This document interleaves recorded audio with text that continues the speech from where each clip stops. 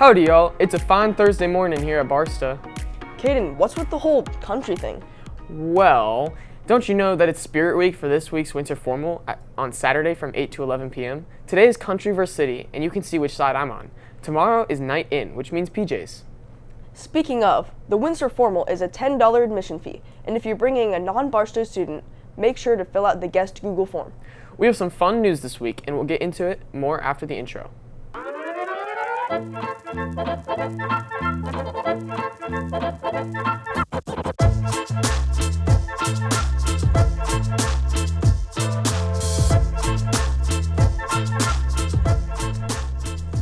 Hey Caden, have you heard about the Harvesters Drive going on this week? I don't think I have. Can you tell me more? The Harvesters is a community food network working to give food to people in our communities during this holiday season.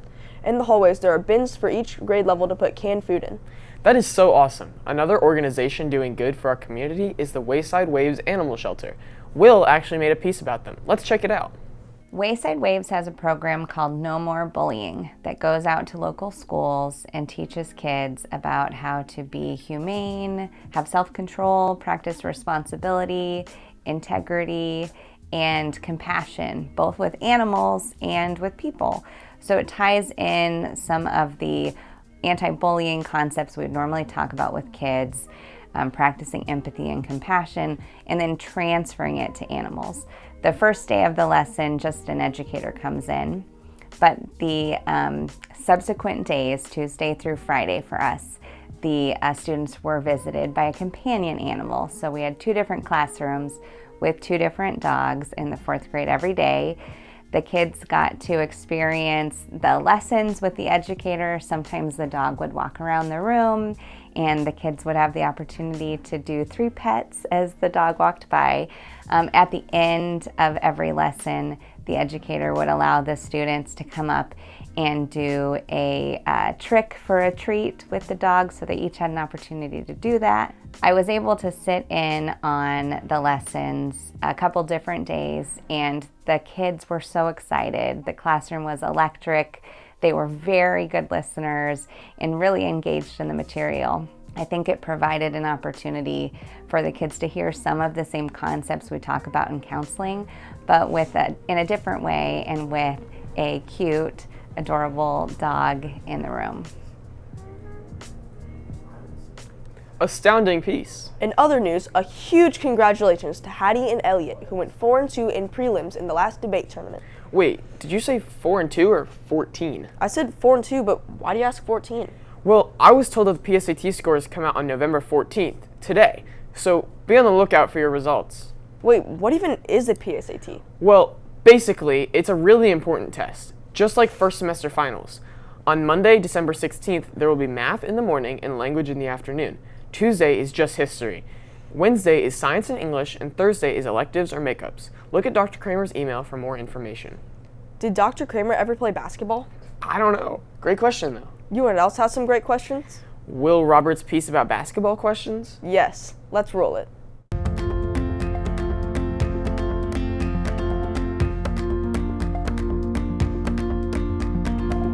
The state with the most amount of NBA players is Florida, without a doubt. State that produces the most amount of NBA players, Kansas City, Missouri. Iowa? So, when I think of basketball, I think of Kentucky.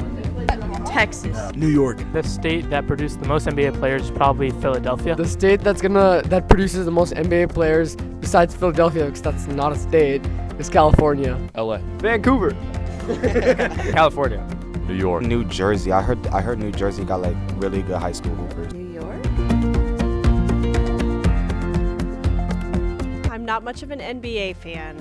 I know my son Reed is though, but I would say maybe the Lakers, 22 games. I'm going to say maybe like 25 games in a row. I'm going to say the longest winning streak in NBA history is 32. I think the longest winning streak in the NBA, 5 years? The longest winning streak? I don't even know how many games they played this season. 50. 27. Probably 7 years, but true story, I'm actually in the Hall of Fame. Like around 10, 20 years ago, I was playing for the Celtics, and the Lakers. And what I would do is I would like shoot threes every ball I get. So yeah, you could just search me up. I'm in there.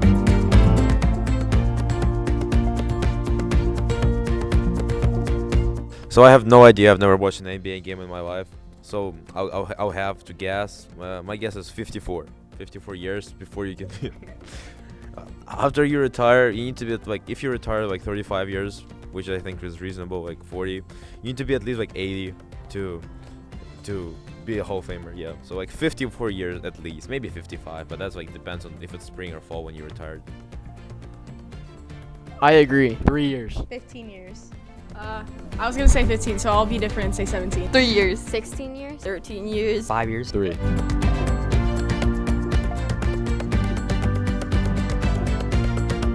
People who won the 2000 Slam Dunk Contest were Mr. Miyagi, Daniel-san, Michael Phelps, and renowned character actress Margot Martindale. The person who won the 2000 Slam Dunk Contest was Vince Carter. Vince Carter.